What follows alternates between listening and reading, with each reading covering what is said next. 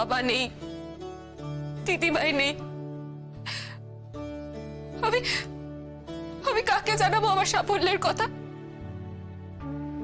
কার জন্য ডাক্তার হলাম আমি?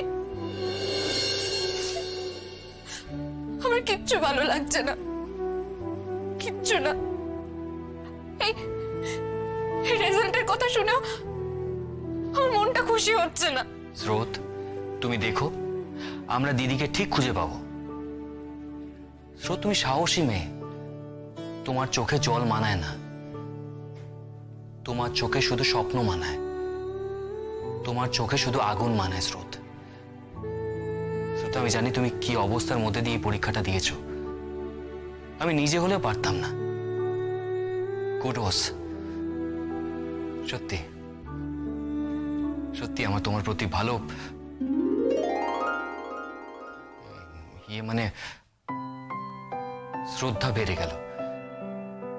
সো তুমি একদম কাঁদবে না। তাহলে তাহলে আমি এমডি করতে ব্যাঙ্গালোর মেডিকেল স্কুলে চলে যাব। ব্যাঙ্গালোর কেন? এখানেই তো সেটা করা যায়।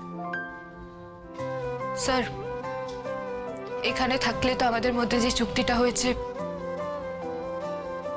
সেটা ফুলফিল হবে না।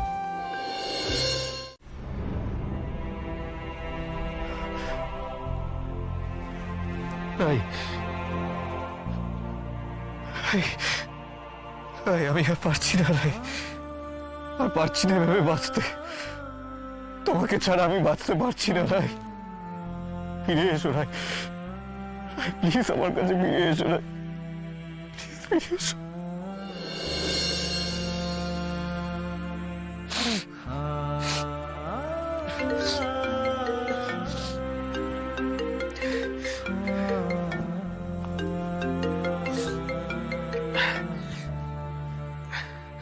হ্যালো হ্যালো, হ্যাঁ কে? শুভ, তুই এখন ফোন করছিস? আচ্ছা, তুই এখন ফোন করছিস মানে তোর... সেটা নয়, আমি একটা অন্য কারণে তোকে ফোন করছিলাম। কি?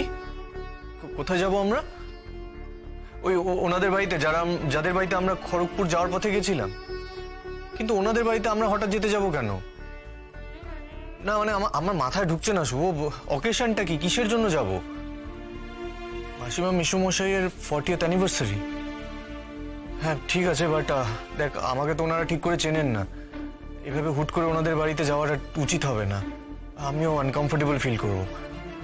শোন না, আমি বলছি তুই ওনাদের কাছে আমার হয়ে অ্যাপোলোজাইজ করিস প্লিজ। আমি যেতে পারবো না। শুভ, এক সেকেন্ড দাঁড়া, আমি বলছি যে আমি এখনই তোকে কনফার্ম কিছু বলছি না। আমি তোকে জানাচ্ছি, আমি তোকে আমার শিডিউল দেখে নিয়ে জানাচ্ছি আমার ওই দিন কোনো ইম্পর্টেন্ট কাজ আছে কি না। আমি তোকে পরে কনফার্ম করছি, ঠিক আছে? হ্যাঁ ওকে রে, বাই। ওই বাড়িতে ইনভিটেশন। রাই, এখানে ঢোকার আগে থেকে আমি যে তোমার প্রেজেন্স ফিল করছি সেটা এখনো কাটাতে পারছি না।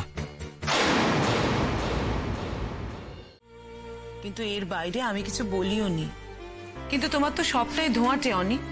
তুমি ওকে ভালোবাসবে, আবার ওকে যন্ত্রণাও দেবে। তুমি স্যাডিস্ট হয়ে গেছো অনি। নিজের মনের ওপর নিজে কন্ট্রোল করো, দরকার হলে চিকিৎসা করাও। মা, কাল ওই মিস্টার চৌধুরীও ঠিক এই একই কথা বললেন আমায়। উনি বললেন যে আমার নাকি সাইকিয়াট্রিক কনসালটেশনের প্রয়োজন।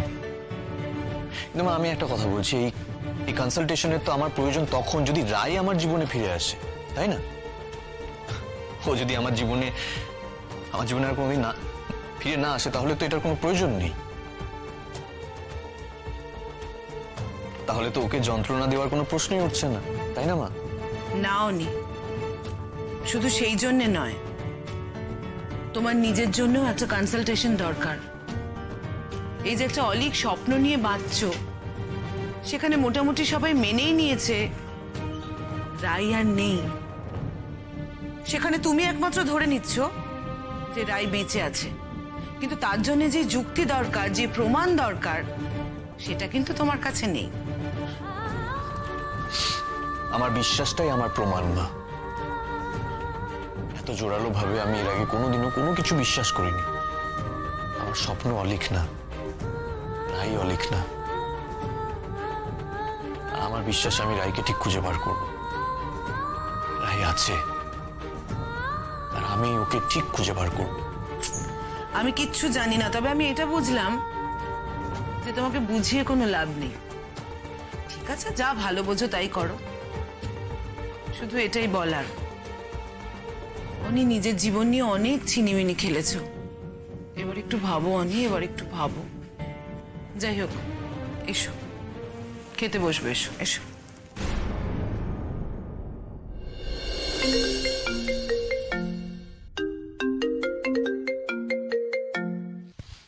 হ্যাঁ শুভ, বল। পরশু অঞ্জনদের বাড়ি, আচ্ছা আচ্ছা আচ্ছা, হ্যাঁ ওই অঞ্জনদের বাড়ি যাওয়ার ব্যাপারটা তো। হ্যাঁ যাব। আমি জানি সবটাই একটা অসম্ভব কল্পনা। রাই ওখানে আছে এটা কোনো যুক্তিতেই তো আসে না। কিন্তু কে জানে, খাবারে কেমন একটা রাইয়ের হাতের গন্ধ, রাইয়ের ছোঁয়া। ওই বাড়িতে আমি কেমন যেন ওর উপস্থিতি টের পাচ্ছিলাম। সব কি শুধুই আমার মনের ভুল? অনি,